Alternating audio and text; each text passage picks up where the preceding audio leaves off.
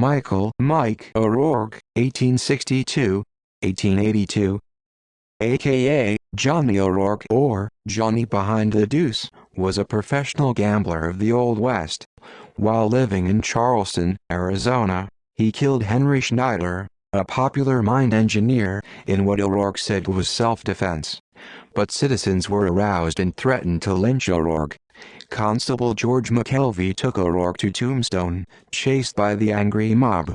Once there, Deputy U.S. Marshal and Tombstone Police Chief Virgil Earp, his brother Wyatt, Cochise County Sheriff Johnny Behan, and others saved him from the crowd.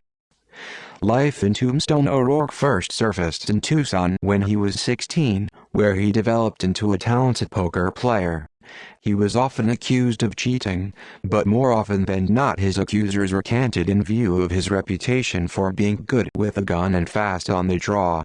There is evidence that O'Rourke had a fast temper and was prone to altercations, but none to support his having been in any gunfights. He relocated to the rough town of Charleston, a stamp mill town of about 200 individuals 9 miles, 14 kilometers southwest of Tombstone on the San Pedro River. Kills Henry Schneider in Charleston on January 14, 1881. O'Rourke got into a confrontation with Henry Schneider, chief engineer of the Tombstone Mining and Milling Company. Reports on the event vary. Some report that O'Rourke played poker all night with Schneider, who was losing badly, and the men argued. Schneider pulled a knife and O'Rourke shot and killed him. Another version, reported by the Tombstone Epitaph, stated that someone had stolen several articles from Schneider's cabin, and Johnny Behind the Deuce was one of those suspected. Unable to provide sufficient proof, no arrest was made, and Schneider was left mad.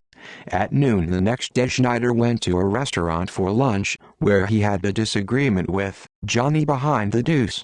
O'Rourke took offense at Schneider's comments and threatened him, saying, "God damn you, I'll shoot you when you come out."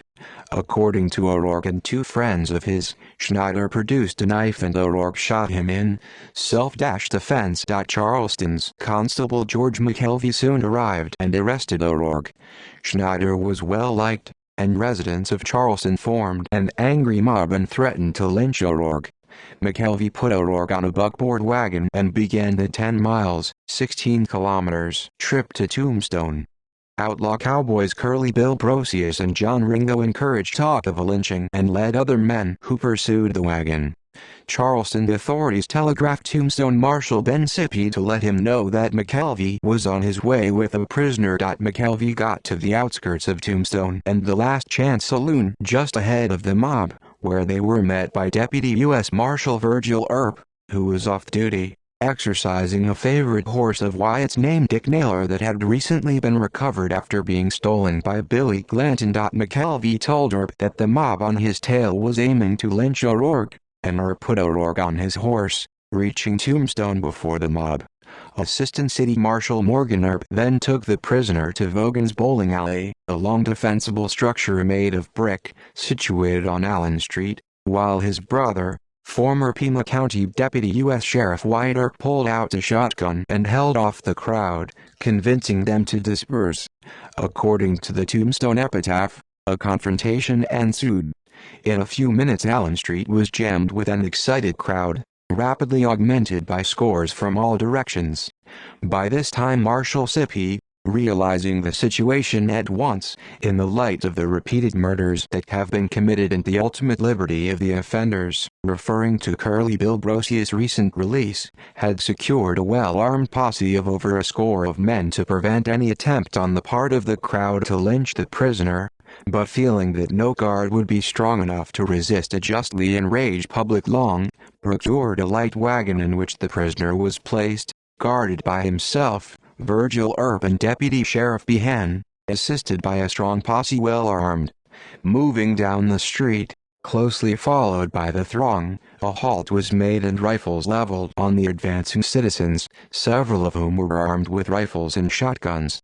At this juncture, a well-known individual with more avoirdupois than brains, called to the officers to turn loose and fire in the crowd. But Marshal Sipway's sound judgment prevented any such outbreak as would have been the certain result, and cool as an iceberg he held the crowd in check. No one who was a witness of yesterday's proceedings can doubt that, but for his presence, blood would have flown freely. The posse following would not have been considered, but, bowing to the majesty of the law, the crowd subsided and the wagon proceeded on its way to Benson with the prisoner, who by daylight this morning was lodged in the Tucson jail. After the mob was calmed down, O'Rourke was escorted by a 15-man posse, including Cochise County Deputy Sheriff John Behan, Constable George McKelvey, Wyatt Earp, and Marshal Ben Sippy, who guarded him during the 10 miles, 16 kilometers ride to Benson, where they caught the train to Tucson. But O'Rourke escaped from jail on April 18, 1881. On May 13, the Epitaph reported that Johnny behind the deuce had been seen 3 days ago in the Dragoon Mountains.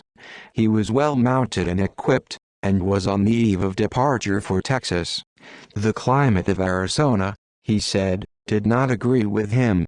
He was indicted by the grand jury on May 19 but never stood trial for the miner's murder. There is no direct evidence that Earp ever pulled a shotgun or put the prisoner on his horse. He is not named in the record of the incident, although it was likely he was part of the 20-man posse assembled to protect O'Rourke. There is also no evidence that Curly Bill Brocius or John Ringo ever encouraged the lynching. Outlaw Pony D later claimed he had killed gambler and Earp supporter Michael O'Rourke in 1882. According to Fred Dodge, Frank Leslie told him that O'Rourke shot Ringo in the head and tried to make it look like suicide. Deal was a good friend of Johnny Ringo. Those who understood the tensions between the parties never doubted he had killed O'Rourke. Film discrepancies in the movie Wyatt Earp, a character based on O'Rourke, is called Tommy behind the deuce O'Rourke, played by actor-musician John Doe. A fictionalized account of the events surrounding O'Rourke's being saved from the mob is recounted when one of O'Rourke's nephews recognizes Earp and his wife Josie aboard a ship off the coast of Alaska in the late 1890s. In the film, O'Rourke's nephew claims that with O'Rourke locked in a cell, Wyatt calmly confronted the mob alone, addressing the crowd at gunpoint. No mention of O'Rourke's escape and subsequent disappearance is made, and in response to Earp's inquiry as to O'Rourke's fate, his nephew says he was killed in Omaha in 1887. Though an inaccurate retelling of events, after the nephew departs, Earp comments to his wife that there are those who claim the story went differently. See also List of fugitives from justice who disappeared. List of unsolved deaths. References